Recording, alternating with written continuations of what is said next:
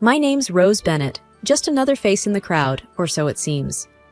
At 28, I've carved out a niche for myself as a librarian in a quaint part of town. My days are typically filled with the rustle of pages, the quiet hum of people lost in stories, and the occasional chatter about books and authors. It's a peaceful, unremarkable existence that I cherish deeply. But there's a twist to my story that's known to only a few. I am, in fact, the daughter of Charles Harrington. Yes, the renowned magnate behind the colossal Harrington Enterprises. Despite this, I've always shied away from the glare of the media and the high society that comes with such a name. I chose my grandmother's surname, Bennett, a deliberate move to disconnect myself from the Harrington legacy and carve out my own path. Dad was surprisingly supportive, understanding my need for normalcy in a life that could easily have been anything but. Outside the library, I have a hidden passion that contrasts starkly with my quiet professional life: poker. Not just any casual game, but the high-stakes world of national and international tournaments. I'm not one to brag, but let's just say I've managed to collect quite a few trophies and accolades over the years. In the poker circles, I'm known for my skill and strategy, a reputation I've built independently of my father's influence. It was at one of these high-profile tournaments that I crossed paths with Mark Dawson. He stood out not just for his skill at the poker table, but also for his easygoing demeanor and quick wit. Mark had a knack for reading the game and the people around him, a talent that made him a tough opponent and an intriguing character. Our connection was instant and undeniable. We found ourselves talking for hours, not just about poker, but about everything under the sun: our favorite books, the best local eateries, our dreams and aspirations. It wasn't long before these conversations turned into dates. Our outings were simple and unpretentious. No lavish dinners or extravagant gifts. Just two people genuinely enjoying each other's company, often over a meal in some cozy diner.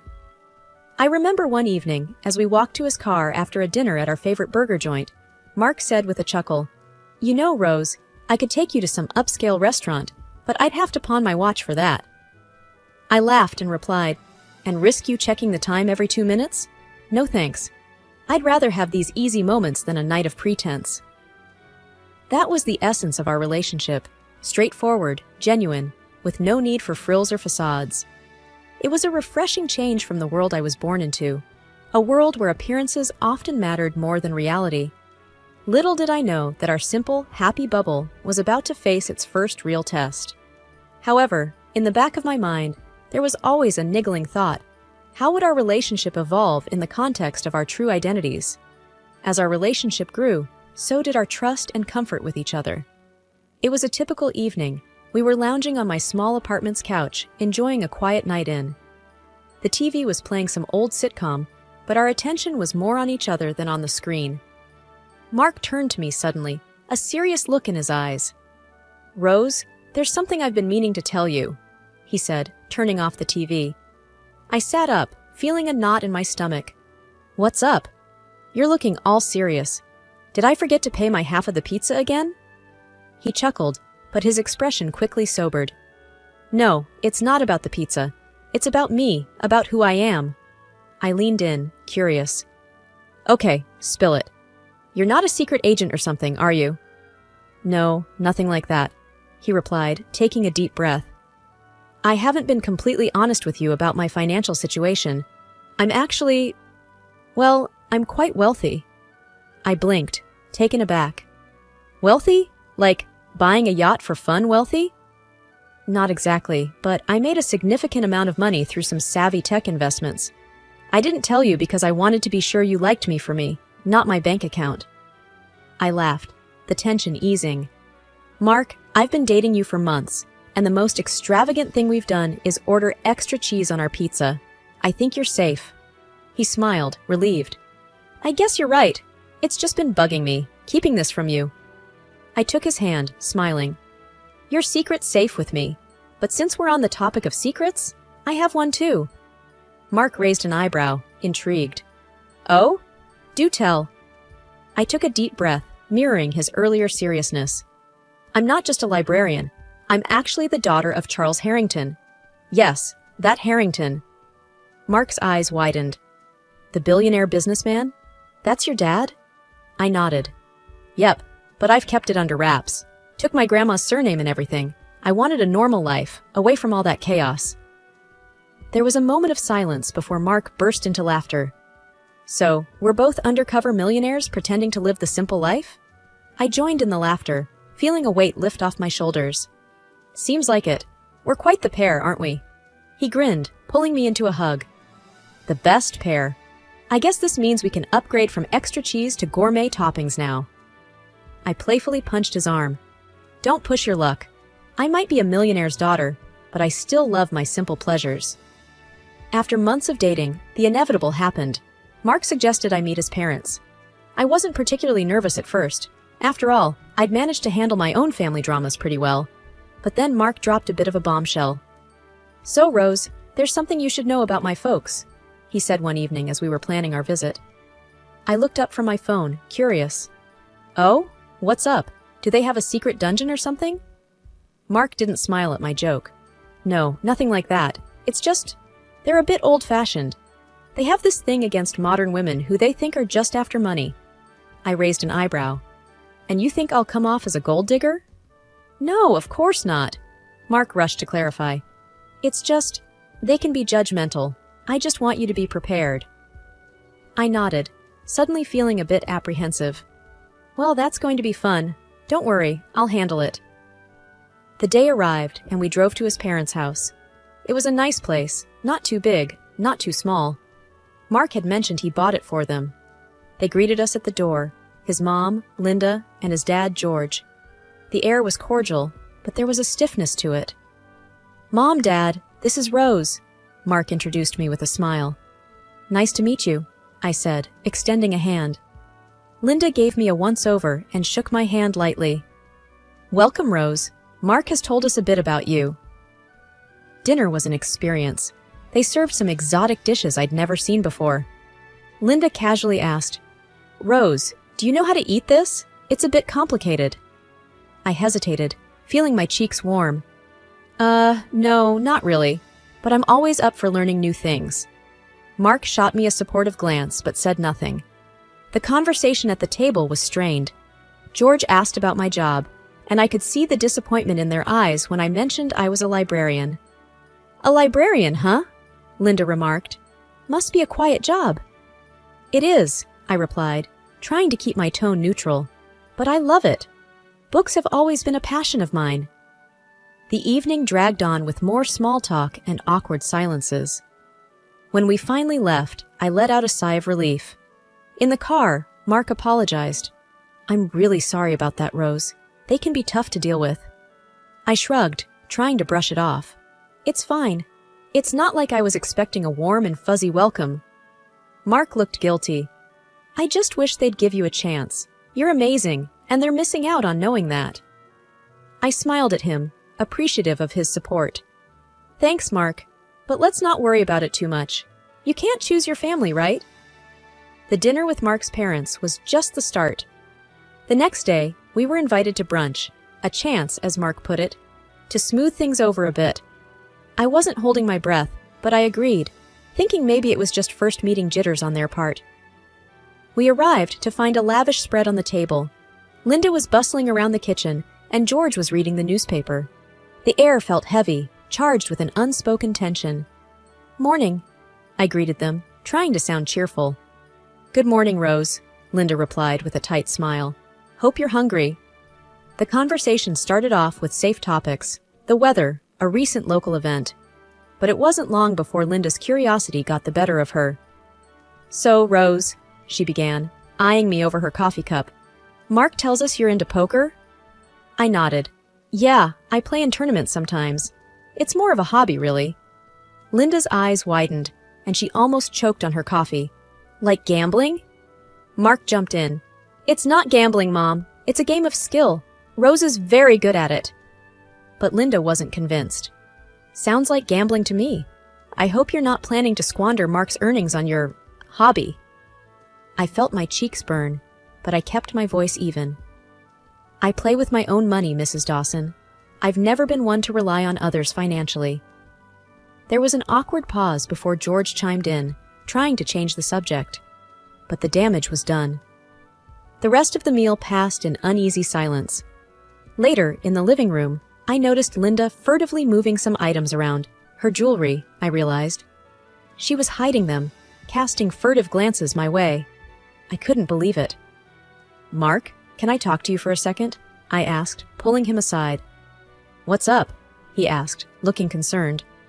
"Your mom's hiding her jewelry," I said quietly. "She thinks I'm going to steal it or something." Mark's face fell. "Oh no, I'm so sorry, Rose. I can't believe she'd think that." I shrugged, feeling a mix of anger and sadness. "It's fine, I didn't expect this." The day ended with a heavy heart. On the drive back, Mark was apologetic. "I really thought they'd be more open-minded. I don't know what to say." "It's not your fault," I reassured him, though I couldn't help feeling hurt and judged. "Let's just give it some time. Maybe they'll come around." The tension between me and Mark's parents wasn't getting any better. After the jewelry hiding incident, I thought things couldn't get much worse. I was wrong. A few days later, we were back at his parents' place for a family barbecue. I was on edge, but Mark assured me it would be a casual, relaxed affair. "Just some burgers and beers," he had said. I should have known better. As soon as we arrived, Linda pulled Mark aside, leaving me standing awkwardly by the grill with George, who was more interested in his steaks than making conversation. I tried to break the ice. "Those look like they're going to be delicious, Mr. Dawson." He grunted. "Yep. Only way to do it. You cook much?" "Not as much as I'd like to. My job keeps me pretty busy." He nodded, clearly not interested in continuing the chat. I retreated to the patio, feeling out of place.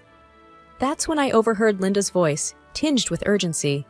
She was talking to Mark, but her words carried across to me. "Can't be serious about this girl, Mark. She's not right for you. You need someone who can manage your lifestyle." Mark's response was firm. "Mom, I love Rose. She's smart, kind, and she's not after my money. Can't you just give her a chance?" Their conversation was cut short as other family members arrived, but the words stung. I tried to shake it off and be sociable, but the evening was a blur of strained smiles and polite, meaningless chatter.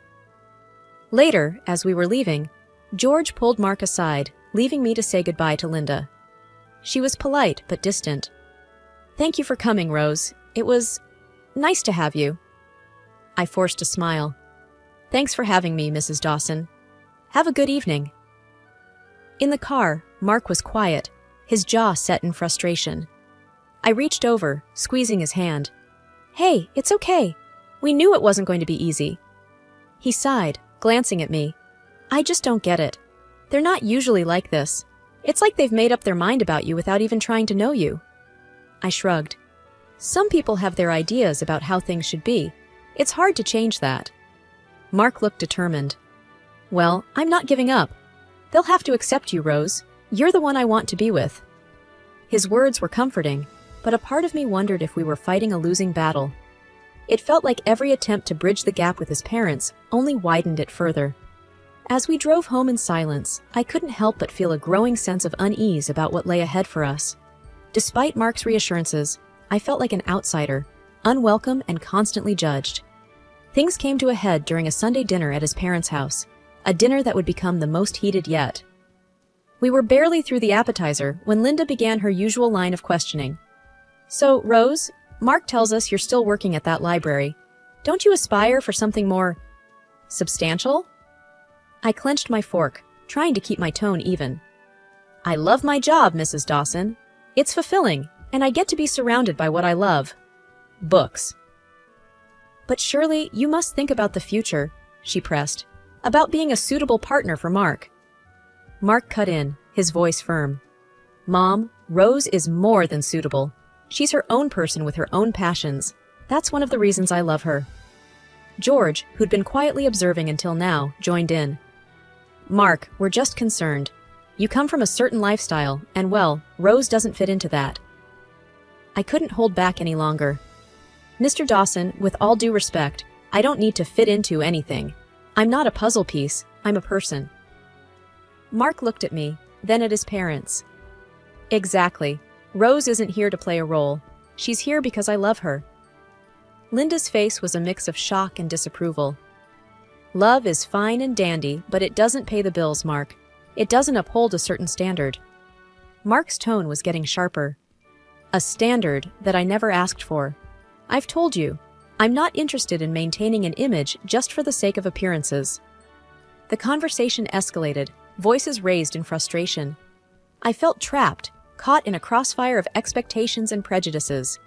Finally, Mark stood up, his chair scraping loudly against the floor. Enough. I can't do this anymore. We're leaving. I followed him, my heart pounding, as he said goodbye to his visibly shaken parents. Outside, the air was cool, a stark contrast to the heated atmosphere we'd just left. Mark was silent as he drove, his hands gripping the steering wheel tightly. "Mark, I'm sorry," I said, my voice small. "I didn't mean to cause a scene." He glanced at me, his expression softening. "Rose, it's not your fault. I'm tired of trying to defend our relationship. It shouldn't be this hard." I nodded, feeling a mix of sadness and frustration. "I know, but maybe this is for the best. We can't keep trying to please everyone." Mark sighed, a sound filled with weariness. "You're right. I love you, Rose, and that's what matters, not their approval." Mark and I had decided to keep our distance from his parents for a while, but that plan was short-lived. A call from Linda, laden with urgency, brought us back to their doorstep. The air was thick with anticipation as we sat down in their living room, which felt unusually stiff. "Mark, Rose, we have something to say," Linda began, her voice unusually soft, almost rehearsed. "We've been thinking," George added, "and we realize we may have been a bit harsh towards Rose." I raised an eyebrow, skeptical. "Oh, what's brought on this change of heart?" It was Linda who answered, a hint of eagerness in her voice. "Well, we did a little digging, and we discovered Rose's background. Her father, Charles Harrington. What a revelation!" My stomach churned at her words. "And how exactly does my father's identity change anything?" George chimed in, his tone suddenly warm, almost overzealous. "It shows you're from a respectable family, Rose. We see now that you're not just after Mark's wealth." Mark's face darkened. "So her worth is tied to her family's wealth? Is that it?" Linda rushed to explain, her words tumbling out in a flurry. No, it's not like that. We just see that she's one of us." The hypocrisy of their words was staggering. "You mean to say," I began, my voice steady despite the anger boiling inside, "that my value as a person, as your son's partner, hinges on my family's financial status?" Mark stood up, his voice laced with disappointment. "This isn't right. You judged her without knowing her, and now you're welcoming her with open arms because of her family name. That's hypocritical." Linda looked taken aback, her facade slipping. "But we're just trying to—" Mark cut her off. "It's clear now. Rose's identity, her character, none of that mattered to you until you found out about her father." The room fell into a heavy, uncomfortable silence. Linda and George seemed to shrink back, their earlier warmth replaced by a dawning realization of their shallow judgment. As we got up to leave, Linda's voice was a desperate whisper. "Please, Rose, Mark, can't we start over?" But it was too late. The charade of their sudden kindness only served to highlight the stark contrast with their previous disdain. As we walked out, I felt a strange mix of victory and sadness. Their acceptance, now offered so freely, felt hollow and insincere. In the car, Mark's grip on the steering wheel betrayed his frustration. "I'm so sorry, Rose. I never wanted you to go through this." I smiled weakly, looking out the window. "It's okay, Mark. It's not your fault. We saw their true colors, and that's enough for us to move forward, together." Driving away, the image of Linda and George's forced smiles and feigned warmth lingered in my mind. Their hypocrisy had drawn a clear line, one that Mark and I were unwilling to cross. In the aftermath of our last visit to Mark's parents, the air around us felt different, lighter, yet filled with a sense of resolution. We were sitting on our favorite bench in the park, a place that had become our haven for honest conversations and quiet reflection. Mark broke the silence. "I've been thinking, Rose. About us, my parents, everything." I nodded. "Yeah, me too. It's been a lot to process." He took my hand, his gaze earnest. I know we can't change how they feel or what they think, but I don't want to lose what we have because of them. I squeezed his hand, feeling a surge of affection. I don't want that either. We've got something special, Mark. Your parents' opinions don't define us. He smiled, that warm, comforting smile I had fallen in love with. Exactly.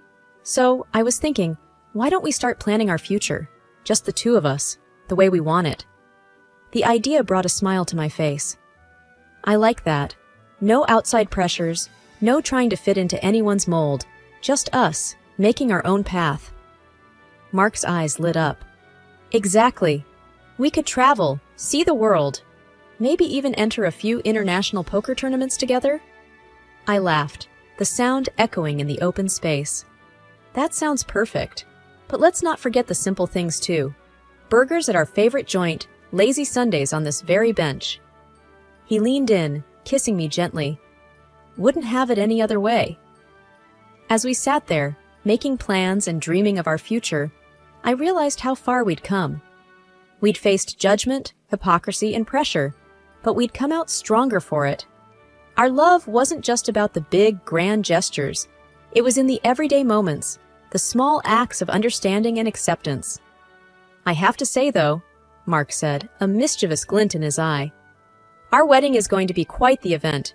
How do you feel about a library-themed wedding? I burst out laughing. A wedding surrounded by books? You really do get me, Mark Dawson.